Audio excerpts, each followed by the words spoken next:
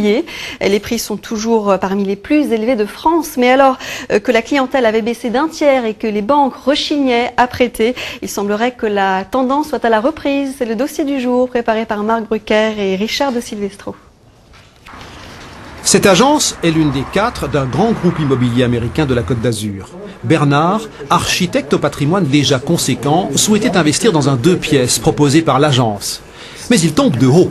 C'est bien dommage parce que cette opération était plus qu'intéressante pour un appartement qui était bien sympathique. Et je ne sais pas si je vais demander une autre. Son banquier lui refuse son crédit, trop d'engagement. Je pensais que c'était un dossier qui était facilement finançable. Vous avez respecté toutes vos obligations. La préconsultation avait été plutôt favorable lorsque j'ai présenté le dossier, outre le fait qu'il a traîné puisqu'il s'est passé plus de 2 mois entre le moment où j'ai demandé et le moment où j'ai reçu le courrier. J'ai reçu une simple lettre me disant que malheureusement, la banque ne pouvait pas me suivre dans cette opération sans plus d'informations. Pourtant, les professionnels de l'immobilier sont nombreux à constater une évolution positive. Les taux du crédit commencent à se desserrer. Aujourd'hui, ça a tendance plutôt à se libérer. Ce que je déplore, c'est que ça n'ait pas été le cas sur les derniers mois, et notamment suite à la grosse affaire Madoff au mois de septembre l'année dernière, où tout s'est arrêté, pratiquement, ce qui a d'ailleurs entraîné la fermeture de plus de 4000 agences immobilières en France.